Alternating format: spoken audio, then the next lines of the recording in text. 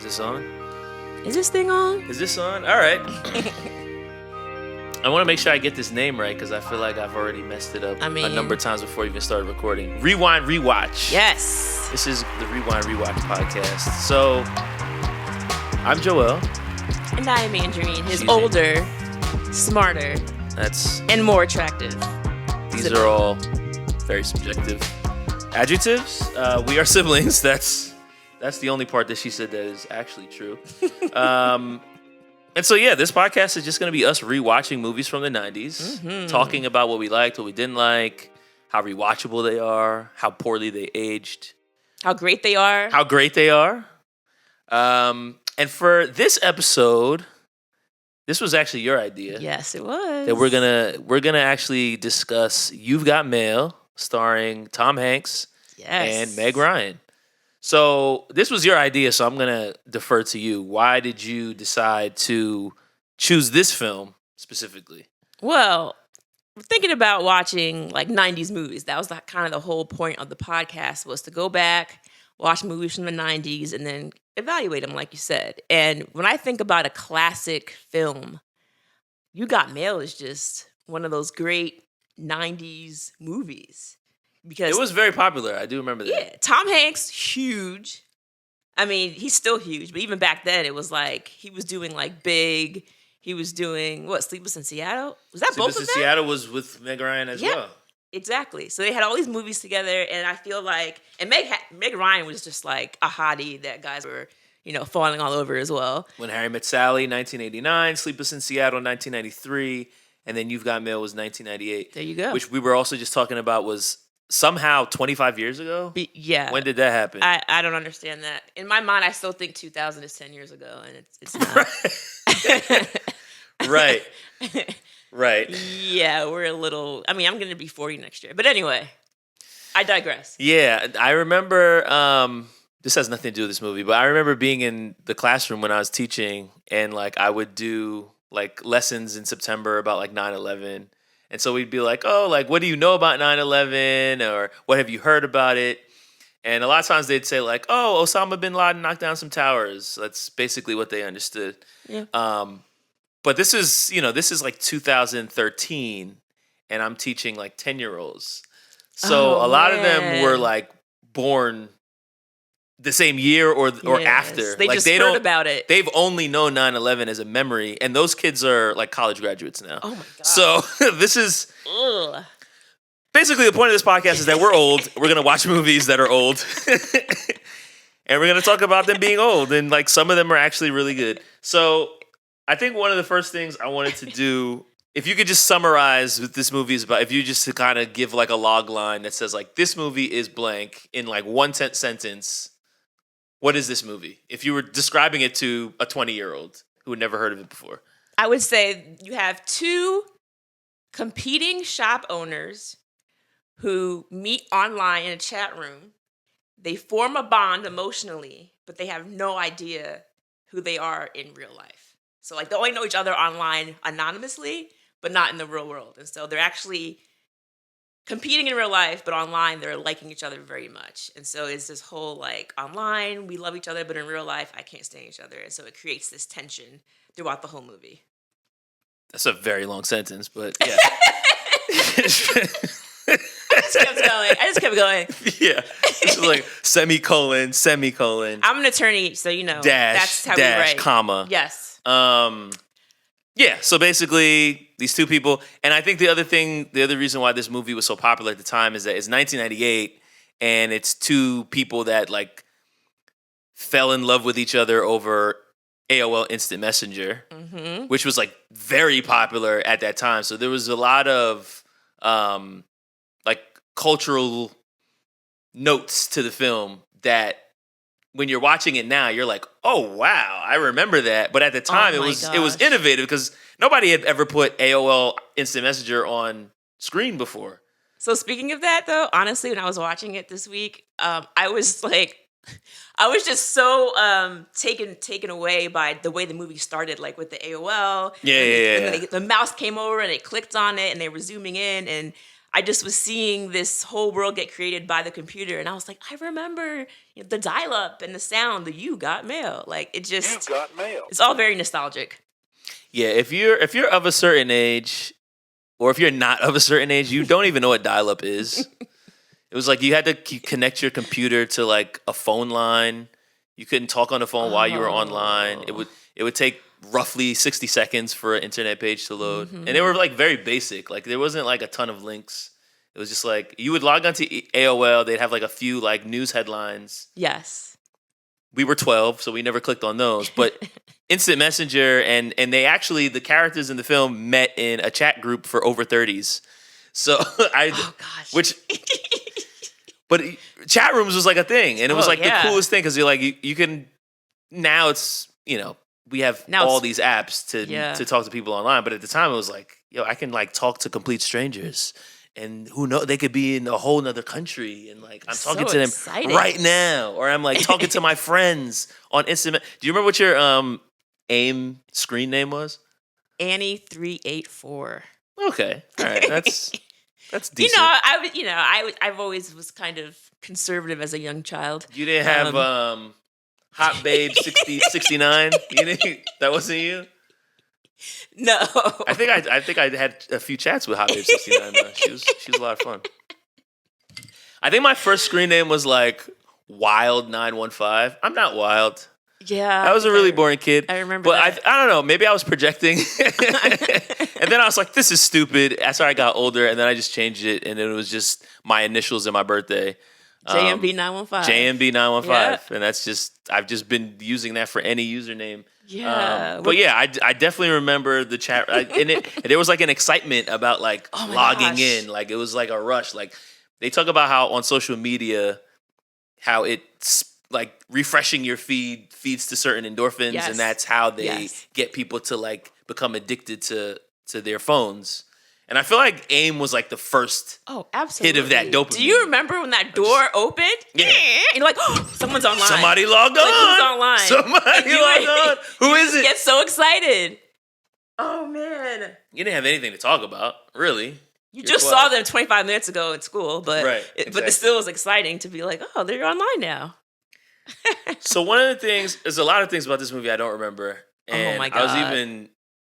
I was even saying when I was watching the film, like, I feel like a lot of this movie went over my head because I just wasn't an adult and I had never had an adult relationship. So like, when this movie came out, I was 12 and I saw it, but like a lot of it went over my head. The first thing right out the gate, you meet these two characters. They're both in relationships. They're both living with their partner. Oh my gosh. And they're waiting for their partner to leave the house so they can log on and email with this secret person of whom they know very little about. So I guess my question to you, and the question that came to me is, were they cheating on their significant others? Okay, so they were. Off the gate, the movie starts, and it's like, oh. Who's this nigga? No, that's not Tom Hanks. Greg Kinnear. It's Greg Kinnear. It's Greg Kinnear. No. When Meg Ryan's character, Kathleen, is she's like looking around and she's like basically itching. She's scratching at her neck to get him out the door. He leaves out. She's running over to check the window, and then she runs to her computer. And I'm like, oh, is she trash? Like that was the first thing. It was she needed that hit, man. Is she trash? Because the fact that you have to sneak around like that around your partner means you're doing something wrong. Because like if you're just like talking to a friend, why are you hiding? You could just be like, hey, I'm about to go online to my chat rooms and talk to my online friends. Why am I so scared and peeking around the corner and pushing back the curtain? Like, that just seemed very... He was doing the same thing, too. Yeah, I'm not saying it's just her, but I'm saying the first shot was hers. So I saw her first, and I was like... She peeked through the peephole to make sure he left. And then she went to the curtain. Oh, he's gone. She went to the curtain and made sure he walked out. Make sure she saw him walking down the street. Yeah, that's crazy. I was like... But then he did the same thing. Make sure he's gone. As soon as was it Miranda? NY 125 or whatever his name was. And she was Shop Girl. Something, another. No, that was just Shop Girl. Speaking of, this is kind of off topic, but not really. Did you know? You probably didn't catch this. So the name of her store is Shop Around the Corner. Right. There's actually a 1940 movie called Shop Around the Corner, which is what it's based on, which actually was adapted from a film from like 1930s.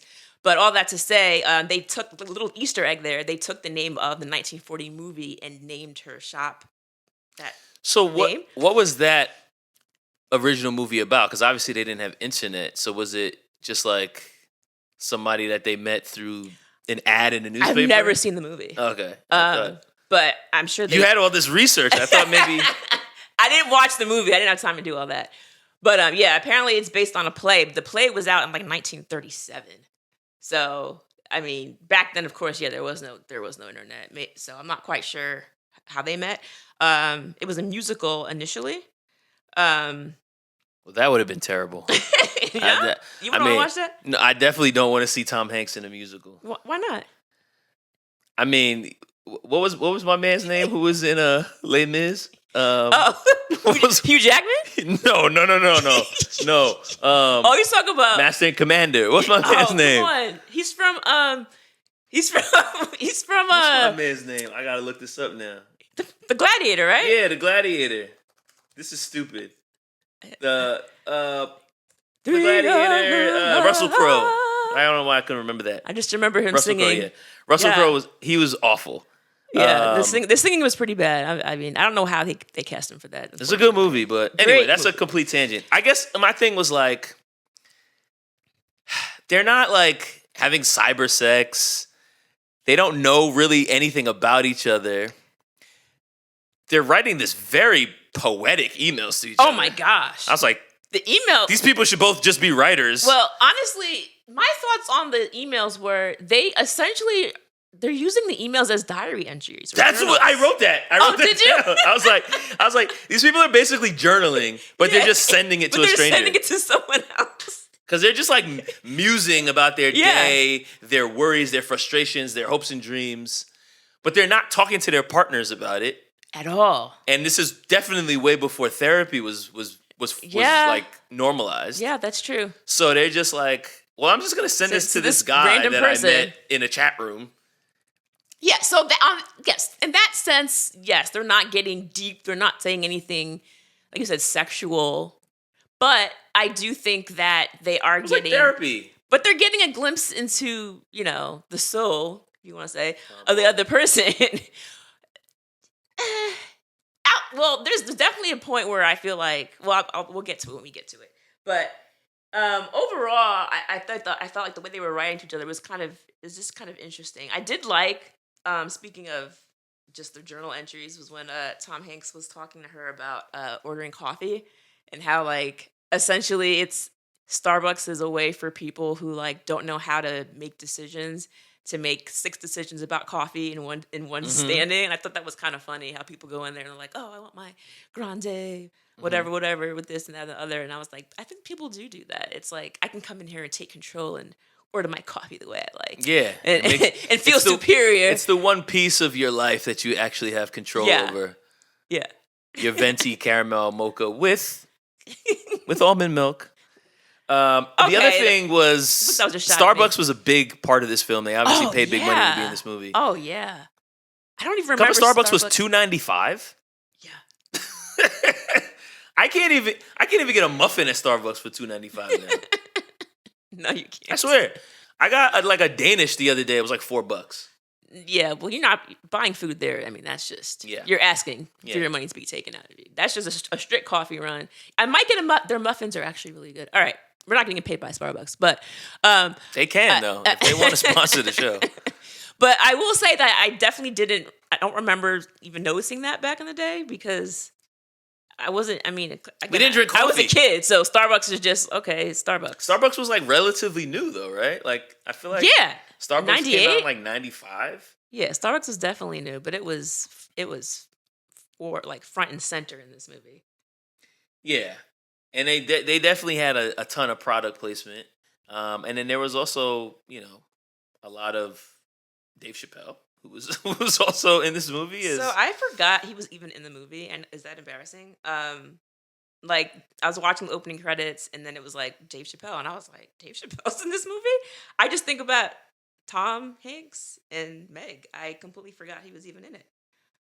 So that was a nice surprise for me.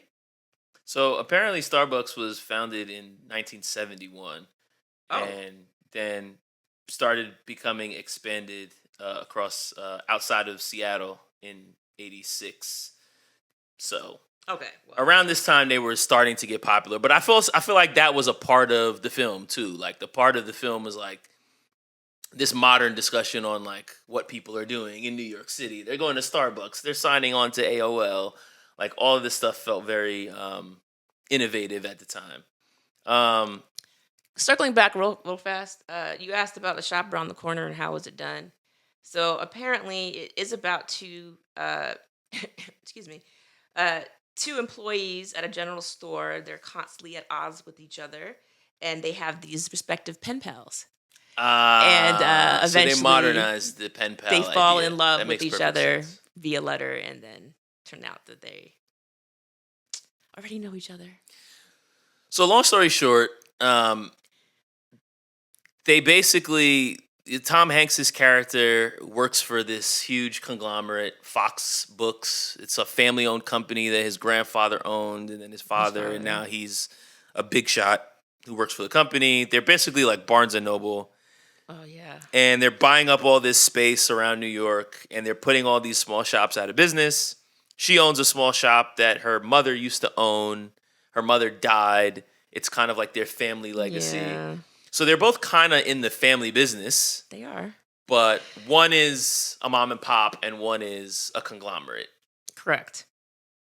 How do you feel about these people? Like before we even get into what happens, like So, as someone who is an avid reader, I feel like I would be extremely excited to see a Fox Books opening up. I'm just Yeah. going to be honest. Yeah. Because, I mean, they have a coffee shop. I can go in there, I can order a muffin, I can get a coffee, I can sit, I can read my book. I could be there all day, essentially. Whereas with her, it's like it's this small shop with very narrow, halls in between the bookshelves. but it's also like a children's bookstore. They're not selling books for you. That is true. But then even so, look at the prices. That's what it comes down to, right? Like at one point he goes to buy a shop for his aunt who is much younger than him because Right. his grandfather and father, they both, are procreating well into their years. And so he's there with his aunt and his younger brother, basically, and he's spending $75 to buy a couple of books. Yeah, he bought like 6 books. I mean, come Yeah. on. Where I can go to Fox Books and, get much lower prices. I can drink my coffee. The place just looked glamorous. Like I just wanted to read a book. Like I wanted to read a book watching that movie. You just reminded me of one of my favorite parts of the film is essentially what happens is they're continuing to have these chats online, but in real life they become rivals because he's essentially trying to get her shop closed. He opens around the corner, and then she kind of starts like this media campaign to talk about how he's killing the little guy. And they run this news story where they're interviewing her and talking about him, and she's basically disparaging him as being this person who doesn't care about the community. And then they like have a clip of an interview from him, and he says, "I sell books for cheap. Sue me." And then and then it just cuts the clip, and then he's like, "Hey, that's not what I meant. I said more than that." I don't know why that part was just No, so it was funny. really funny. It was just the way that they cut it. It was just like, "I sell books for cheap. Sue me." So long story short, they both realize the people that they're with is not really who makes them happy. They want to meet. Well, actually, let's talk about this part. This part really pissed me off. So, the people that they're with is not really who they want to be with. They both end up breaking up. Yeah. And they make a plan to meet. And so Tom Hanks shows up with Dave Chappelle, who's his work partner. They're like colleagues. And he's like, all right, they're supposed to meet at this coffee shop. Mhm. She's going to have a book with a rose on it. And that's how I'm going to know that it's her. And he goes and he basically sees that it's this woman whose shop he's supposed to close. Right. And at first he's like, screw this. I don't want to go on a date with her. And he's going to leave. But then he decides, you know what? I'm gonna go in there, and I'm just gonna, just basically Be a just jerk. be a jerk. And he sits down at the table. He doesn't admit that it's him, but he basically just starts like needling her, making fun of her, antagonizing her while he's in the midst of closing her business. Yeah, this scene really pissed me off. It was definitely the worst part of the movie for me. This is definitely my least favorite scene. I'm just like, well, what is he like? What is he getting at? What was his end goal here? And then essentially, she like cusses him out, and then he finally's like, all right, enough. I'll leave. But with leaving and not admitting who he was, she thinks that she gets stood up, right? Which she kind of does because he didn't admit who he was. He didn't say who he was.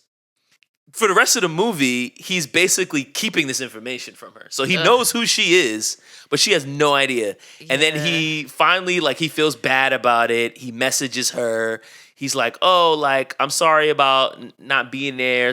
He makes up something excuse. Came up. He said, I can't tell you what it is right now, but, you know. But then he continues this online relationship with this woman. He knows who she is. He doesn't admit it. And she's still completely clueless and doesn't know who he is until the end of the film. Yeah, I didn't like that. It was terrible. I didn't like that. Because what really bothered me about that was the fact that he was using information that he had already gotten from previous conversations to like get into her head. So for instance, like he mentions Pride and Prejudice and like Mr. Darcy. And he's like, oh, I bet you sit at home all day reading Pride and Prejudice and wondering about Mr. Darcy. And she's like, what do you know about that book? He's like, yeah, I read it. And it's like, bruh, you only read it because she literally told you it's one of her favorite books. On the chat. So like that, and then like when she gets sick and he shows up at her apartment and he has daisies because he knows that daisies are her favorite flower. So yeah, so his grand plan is to I didn't even understand this. His grand plan is to alienate her from the online man. Yes. Mind you, this is after he successfully gets her business shut down. Oh yeah, she's completely out of a job. So now she's out of a job. All the people that she employs no longer have jobs. Well, they're working for him. The one guy works for him. Oh, the dude. Yeah. Steve Zahn's character. But what about the girl who was in college who couldn't pay her rent? I don't know. She's screwed.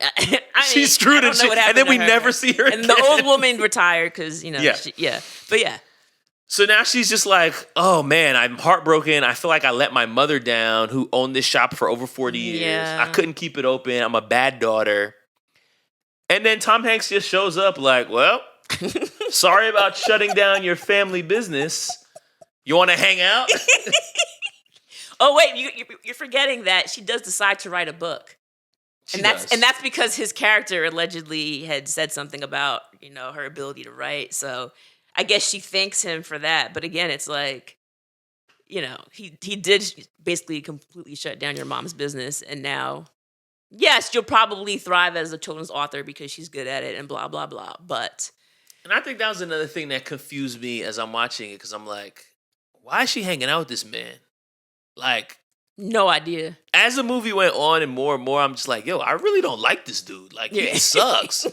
And there's no way in hell I'm like having a casual relationship of any sort, platonic or otherwise, with somebody who shut down my business. You know what really bothered me? What was, it was completely illogical. Yes. It didn't make any sense. Agree with that. And also, so he shuts it down. She's homesick. Somehow he finds out where she lives, which is like, bruh, how do you even know my address? So that, I was very much like, this is very bizarre. He shows up. He's like, oh, yeah, I heard you were sick. Oh, because the guy works at the store. Okay, never mind. So the guy works at the store. I guess he told him where she was.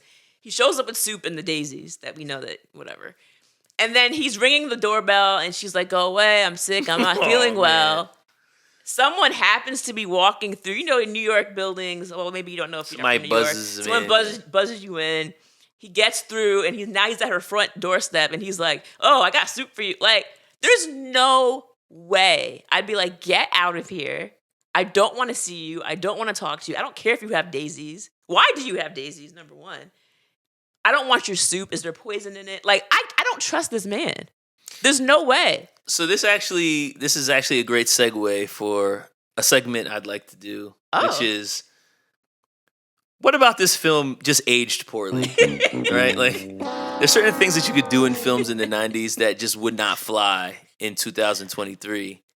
And I feel like that's one of them. Like, Oh God. showing up to a woman's door unannounced No. and then asking to be let into her apartment. Like, I feel like there would be a lot of like red flags in the writer's room Oh my if you tried to gosh. do that in a film nowadays, where they'd be like, "Nah, bruh." You cannot do that. And certainly, she wouldn't let him in.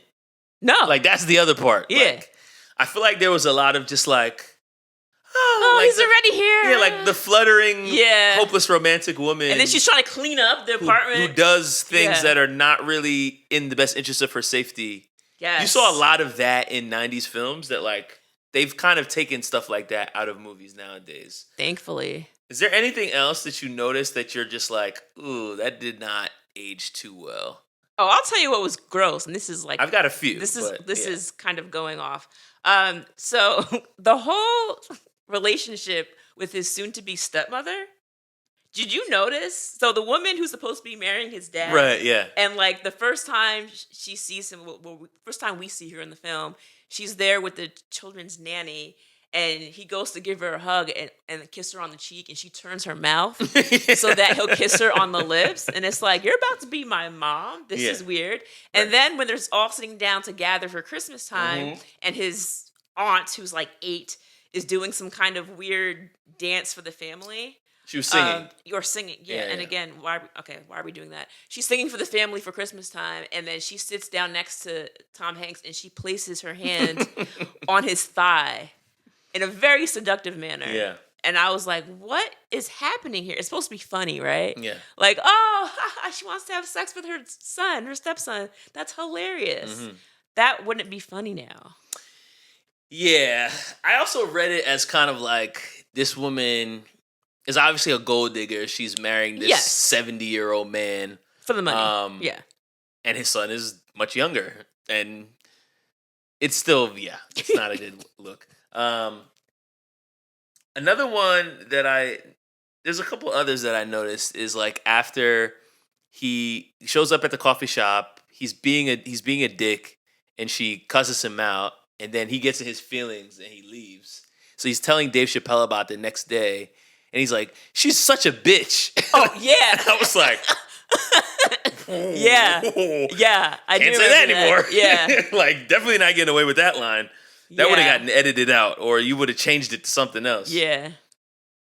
And especially, like, you were being a jerk to her first. She had the right to be. She had Complete every right. right to be. Oh my gosh, he would not leave her alone. There's also a part that I took note of when they were like picketing.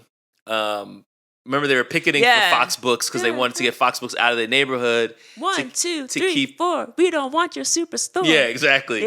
Yeah. So she's getting interviewed, I think, or they were in the bookstore. A bunch of people are coming in. They're like, "We support you," da da da. And then there's like a murmur in the background, and somebody says, "Why don't we just bomb Fox Books?" Oh, like, can't say that can't say anymore. that anymore.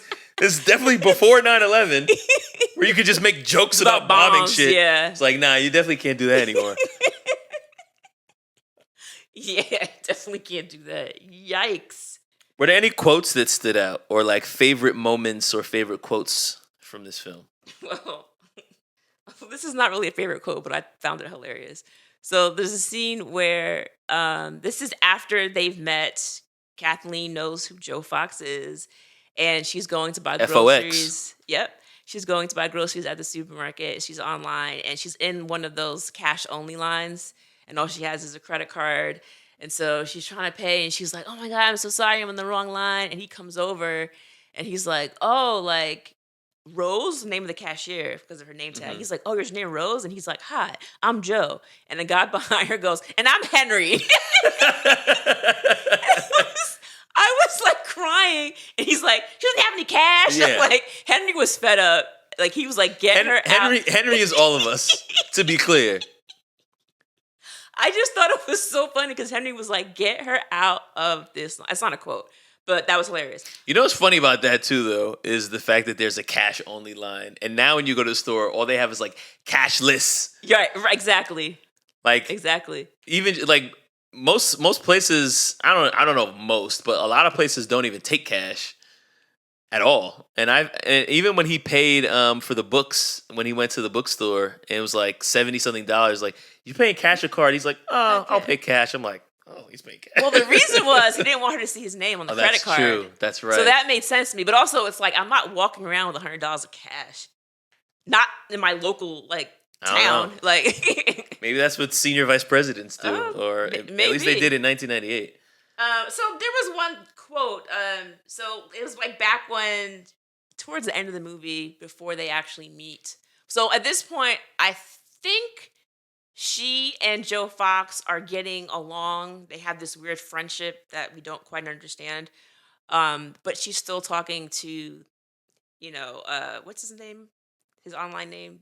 NY 125 or 175 or something like that. Yeah, talking to him online, and she's makes a comment about when you're online, you're not really talking about anything, like you're talking about nothing. But she's like, but all of this nothing means so much more than a lot of some things or something like that. And I was like, okay, so it's kind of like, and that's what made me feel like, going back to the question of was she cheating, it's like there's definitely a huge emotional connection that she's having with this guy online. I mean, think about how many people today have people that they meet online that they're quote unquote in love with. 90 Day Fiance and all these other shows, Catfish. People are in tears over people that they think they're in love with. So I don't think you necessarily have to have a physical interaction or cyber sex for it to be a relationship, or for there to be some kind of emotional tie, because she definitely was falling for this guy. There's also a cyber sex joke in the film. Yes. Which is a phrase that I had not heard in a long time. The older woman. Oh, yeah. Made a joke. I remember when that was a thing that people were talking about. Yeah. I don't know if it's necessarily just because they didn't have a physical relationship, but it was also the fact that they didn't know what each other looked like. They didn't know what each other's names were. They didn't know what each other did for a living. They didn't know really any personal details. They just knew that the other person wrote really well and had this very flowery language in the way that they described their outlook on the world. They had a lot of insight too, though. Remember, because she started asking him about her business and what to do, and that the whole Godfather. And that's where it got really messy, because take it to the mattresses, man. And then she was like, "Oh, what's up with the guys in the Godfather?" Yeah. And I felt really offended because I'm like, I'm a woman and I understood all those quotes because I love the Godfather too. But also, say it. I'm just gonna say it this way. I've met many women who have never seen that film. So I would say that you are more of an outlier than the film's script is inaccurate. All right. I'm just saying. Okay. If we're talking about old films, I mean, that's 25 years older than the 25-year-old movie. Okay. I suppose. But I'm I'm a woman. I love The Godfather, so it's not just a man movie. I did like that part, though. That was a good... But, yeah. So my favorite quote, I think, was when he's talking to Dave Chappelle about this woman who he's like, I don't know what to do. Should I meet her? Should I not meet her? This is right before he realizes who it is. Mm-hmm. And he's thinking about going to this date. And Dave Chappelle says, you just got to go. You got to do it. You got to take it to the next level. This is what I always do when I'm in a relationship. Take it to the next level. Once that works out, take it to the next level after that. And I just keep taking it to the next level until it's, completely inevitable that I have to just leave her completely. I keep taking it to the next level until it's absolutely necessary for me to leave her. Yeah. I thought that was hilarious. That was definitely funny. My favorite part. My favorite quote there. So let's talk about how this film ends, because I just let me start by saying I hated the ending of this movie. Absolutely hated I did like Brinkley. The dog was very cute. You like the dog? I did. The dog was okay. I thought the dog was very cute. That's not what I'm talking about. That's not what I'm talking about. I'm just saying, when I think of the ending, he's like, Brinkley, Brinkley, and the dog's like, and he runs up, and I'm like, Brinkley was cute. So basically, at this point, he's befriended Meg Ryan's character. They're hanging out pretense pretty consistently, and at this point, he's continuing to message her as New York 125, and then when he's meeting up with her in real life as Joe Fox, he's giving her advice on how she should treat NY 125. So he's basically like typing things to her to set up his real life self. Oh, absolutely. Which is basically like a play. This is very Seinfeld-esque, by the way. He's like creating this, well, I should say Costanza-esque. Yes. He's basically trying to like manipulate the situation where she's going to be turned off from his online presence and encourage her to fall in love with who he is in real life. Yeah. Which rubs me a wrong way for a number of reasons. But anyway, he eventually like comes to her and says like, listen, like if I wasn't Joe Fox and you weren't, you know, the shop around the corner and we met, you know, maybe this would be different and it would be da-da-da. It would be me and you forever and ever, every day until the day we died. That's what he said to her. Yeah. And I was like, whoa. That's a lot. That's a line, too. That's a complete line. Yeah, I'd have rolled my eyes and been like, all right. And she's like, yeah, I guess maybe. But, you know, I'm supposed to meet this guy today. Right. And he wants her to say, I'm not going to meet New York 125. I want to be with you instead. And that's not what she says. So she begrudgingly and hesitantly? Yes, that's a word. Okay, sure. Yeah. Hesitantly walks away from him. She's like taking glances behind her. Oh, I don't know. Wait. I'm leaving Joe Fox. And then she goes to the botanical gardens. Wait. Before you get there, I'm sorry. Before you get there, one thing that really bothered me about that part before we get to the ending is when he says to her about the whole, it would be me and you forever, ever until the day we die. And then he says to her, I don't understand. He's like, you can forgive this guy for standing you up. Wait. Yeah. He goes, you can forgive this guy for standing you up, but you can't forgive me for that one tiny thing of shutting down your business. And I'm like, what? I feel like he was trying to be funny. Yeah, but it came off like it's like shutting down my business isn't funny, bro. Like I was like 40. It said 46 years they were open and then wrapped because of the big bookstore takes over all your business. Really, really got under my skin. I was like, bro, this is not a joke. Slapped him and walked away. That's what she should have done that. The end. Multiple times. Because I'm just like, yo, why is she hanging out with this nigga? They're going out. They're getting like they're getting like Nathan's hot dogs together. Yeah, like they're having a ball. Getting ice cream. They're having a ball. They're becoming best friends. Did they go? They went to like a fair or something, or like a carnival. I didn't understand it, man.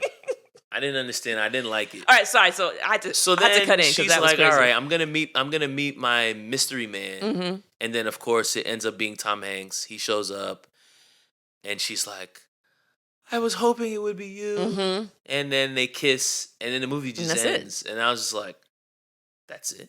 Right. Like, so I'm like, what? I'm like, but right now she still has no job. Like, yes, she's playing to write a book, but I'm like, she has no money. Like, her business just closed. And now it's just like, oh, like, he shut down my business, but I'm in love with him, so. I really didn't like the ending. If there was my least favorite part, I mean, other than the bookstore scene, God. The ending was takes the cake. Because for me, it's not even just the fact that he shuts down her business. I think there's also the power dynamics were so tilted in his favor, oh, yeah. and he got everything he wanted. And then that was the end. Like and he didn't learn anything. He was the rich, entitled kid who had old money. Mm-hmm. He built this mega store. He cleaned out all the mom and pops in the New city. York. Yeah. He took over all their business. He wanted to close her shop. He closed it. And then, if the economic power dynamic wasn't enough, there's also the power dynamic of him knowing who she is for half the whole film, time, and yeah. she has no idea. And then when he finally is just like, "Hey, what? It was me the whole time," and then she's just like, "Oh," and then they make out. It's like, what? Like, this man was manipulating you for months. Yeah, I would have been pissed. After closing your business. So it's like, there's the economic part of it. There's the psychological and emotional part of it. So, like, he had double power over her. Oh, absolutely. Utilized it to his advantage both times and won. And then the movie just ended. Yeah. It's like, a man's world. Yeah, like, that is also a part that I feel like aged very poorly. Like that, you can't make movies like that now. Like it's just we've moved too far along as a society 25 years later where it's just like, bro, like women would be up in arms. But you know what it is put out though? a film like this. But back then it was just like, but she found her true love. Yes. So none of that, the career and all of that doesn't matter. Because now she has a man that she loves. Yeah, it was like that's what it's all about. well, this is actually a good question, or a good time to get to the next part of this, which is I wanted to ask you, like, every film typically has an underlying theme or like a message that they're trying to get across or a point of the film. So, like, what do you think this movie is really about? Like, what is actually the theme of this film? Looking at it in the 90s glasses, like you know. I mean, I guess that's the only glasses we can use. You can use your current glasses. Because I feel like so back when I watched it when I was younger. Obviously, it's like I'm not a rom-com type of gal, but I remember liking this movie, which is kind of looking back at it now. I'm like, ugh. But I remember really enjoying it because at the end it was like it's that happy feeling at the end of the film where it's like, oh, this whole time they had this good rapport with each other, and you want them to be happy together, and then at the end it ends up happening, and it's like I think if you want to take, I guess a good part of it, it's the fact that they were always able to be honest and open about their feelings with each other because they didn't know who they were in real life. So there was no masking emotions. There was no need to put on something. It was like, this is how I feel. Even like him telling her that I feel like I'm always the villain because I say these things to people and I immediately feel bad and I regret it. Like he would never admit that in real life. Yeah. But online, he has the ability to do that because there's no repercussions. She doesn't know who I am. It's just somebody I'm talking to. So I feel like it was like therapy. Yeah. They were basically like having therapy sessions with one another, and it's like because I don't know who you are, I can just be honest. Exactly. So I think that part of it, but so it's also kind of weird because like you have the whole yes, you're being honest, but then it's like, but you're also being dishonest. Well, he was at least because you didn't tell her because you didn't tell her who the heck. It's like Aesop's fable. The fox is always deceptive. Oh, right? That is true. The fox was always the deceptive character. You can never trust the fox. You can never trust the fox. Yeah. So yeah. There was that part of it where it was like, because even from the very beginning when he went to the bookstore and his little brother was like FOX Fox. Like, he was in there scouting it out. Like, he didn't tell her who he was. So, he's always been sneaking around and, like, trying to do things the sketchy way. He was a sly fox. The whole movie. He was. He was a sketchy-ass dude. But, yes, trying to look at it in the light most favorable to the movie, I would say the online honesty part, I think, was maybe, like, the idea of being honest with your partner is something that you should take from this movie as something that's positive. So the theme being like basically in order to find true connection, you have to be your most honest self. Yes. And then they weren't that with their real partner in at real all. Life. So then they didn't find love until they actually approached their Right. So that's me trying to put on the 90s glasses. Yeah, I had something similar. I think I kind of had a couple themes. One of them was like this conflict between who you are versus who you want to be. Yeah. So like they were both one way in real life, but then like in their heart of hearts, they actually clamored to be different. And through conversation with each other, well, I don't know about Joe Fox, but what was her name? Kathleen. Kathleen Klein. It was some alliteration. Kelly. Kathleen Kelly. Kathleen changed over the course of her stronger. Conversation with NY125, where it was like, oh, he's instilling different confidence in me that I didn't have. And so it was like she was gaining something from the relationship with him that kind of affected her ability to stand up for herself, to be more confident, XYZ. Be a better businesswoman. And for him, like his only turning point, I guess, was he wasn't going to talk to her again anymore until he spoke to his father who had been married 6-7 times to all these different young women. he couldn't even remember what Their half of them names or did what or they what their did. names were. And he's just like, yeah, this is the life. And he's like, damn, I don't want to end up like my pops. Yeah. Like, if this is somebody that I really feel like is a special catch, I need to pursue her. And that's when he starts being a creep. Right. So, yeah, I don't know that he learned anything necessarily. He just, he understood that he found someone special and needed to pursue them, but he just went about it in the creepiest way possible. Exactly. So it's like, I don't know that he learned so much about that. The other thing, I think there was like an overlying theme of the film was like the effects of gentrification and like the implementation of tech. So, because this is 1998, so like this is kind of the turning point of tech becoming normalized. Gentrification is not a buzzword in the way that it is in the 2000s, but that's essentially what What's this film happening. is about. Yeah. Like, these small stores are getting pushed out for these big businesses. They're creating rents. The girl who's in college said, I can't pay my rent anymore. The other guy's like, well, I live in rent control and I'm lucky. And she's like, that's not helpful to me, bro. Exactly. Like, I can't afford a place to live. Yeah. And I feel like a lot of the conversations that they're having in this film about affordability, about being a small business owner, like these are conversations that have significantly ramped up in the past 20 years. Well, not to mention since post-COVID. Oh, you yeah. got to think about if you're living it. in a city. Well, sorry, not a main city. If you're living outside of the city, is where it's getting bad. Because I've heard like people living like in Buffalo, for instance.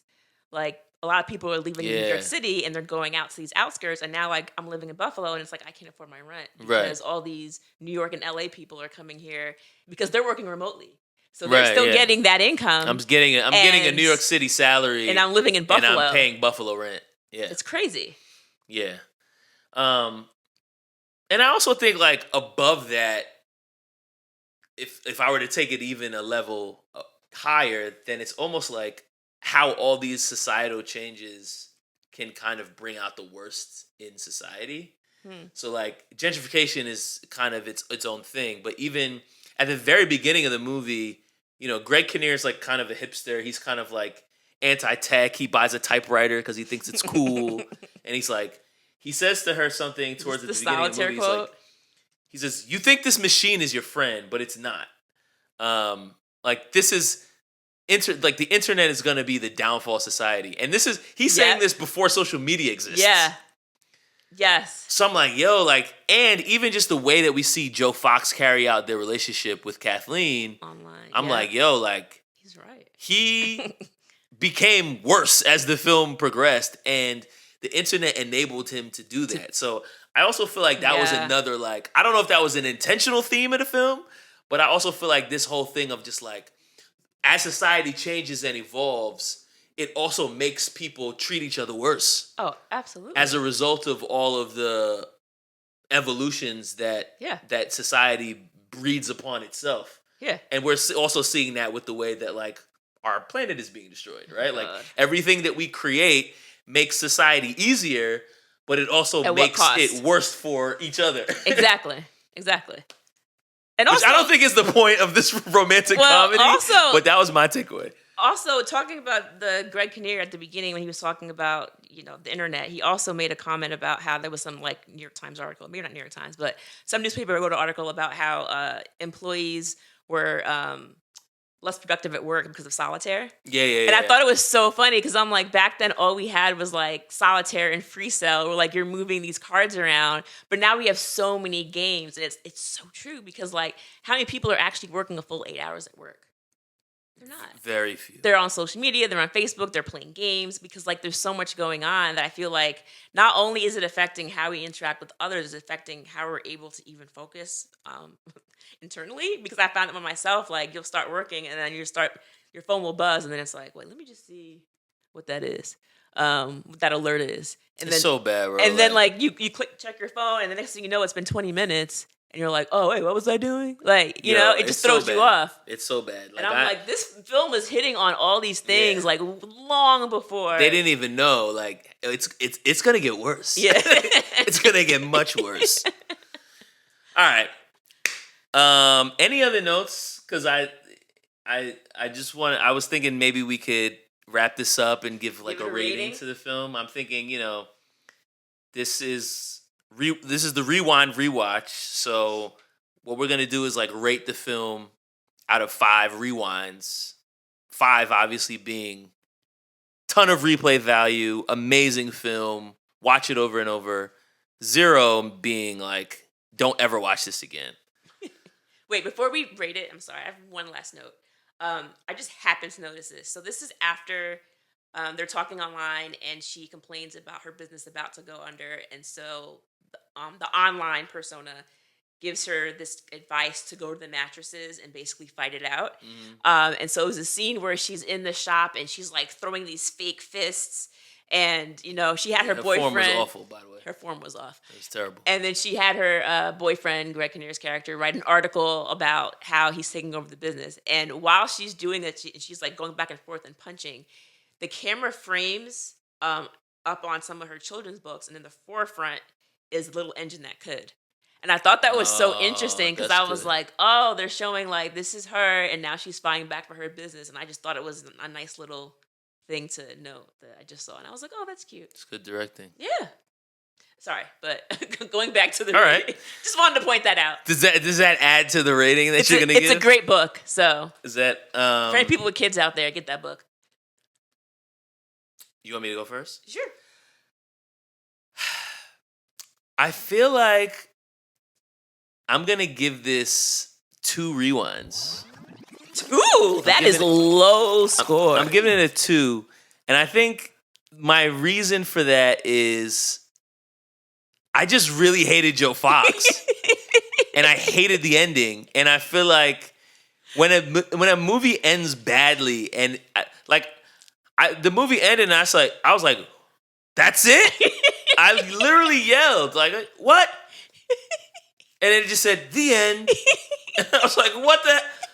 I thought there was more. Like, come on, bro. He had no comeuppance. He had no reckoning. He had no. He got the love of his life. What do you want from him? I wanted comeuppance. I also feel like the themes of the film are not super positive, which I'm sure you could say for a lot of rom-coms, because, you know, they're not meant to be about that. Movies. But I just felt like the love story fell flat. It was all based on deception. Yeah. And he wasn't even. This is a really stupid comparison, but even I'm thinking about like Aladdin. Aladdin is lying to Jasmine the entire movie. Yes. And then at the end of the movie, he comes clean. She's like, bro, you lied about all this stuff. You said you were a prince. You're not a prince. You're a poor ass nigga. Da da da. And then he's like, yeah, you know. I have a genie. You know, like I have a genie, you know. But like he has to admit his wrongdoing before he gets the girl. And I feel like Joe Fox never had to admit his wrongdoing. He never had to apologize. He never had to do anything. And to me, I'm just like, bro, like this movie stinks. Like I didn't like the ending, and that just ruined the whole film for me because I'm like, what is actually the point of this movie? So I'm giving it 2 rewinds. I was gonna give it a 3. Okay, all right. 2 is really low. I'm fine with 3. If you said 4, we would have debated. No, it's not a 4. I'm fine with 3. It's a 3, but I think because of all the reasons that we already said, because it's kind of telling you about the danger of the internet. That's true. It's telling you like there's creeps out here that are gonna lie to you and use deception. So warning, young ladies and young men, please be on the lookout. So I think that, and also it's a well above its time in regards to the internet and all the things we mentioned before, gentrification. So I think there are some things that you can take away from it. So I'm not gonna give it like a 1 or a 2. I say a 3. I'll say a 3. That's fair. That's a fair argument. I'll bump it up to a 2.5. Okay. I'll give it a 2.5. 2.5 rewinds. You've Got Mail, 1998. Tom Hanks, Meg Ryan. This was fun. Yeah. Y'all should check it out. Maybe. Let us know what you think. Let's do it again. Yeah. See y'all later. All right.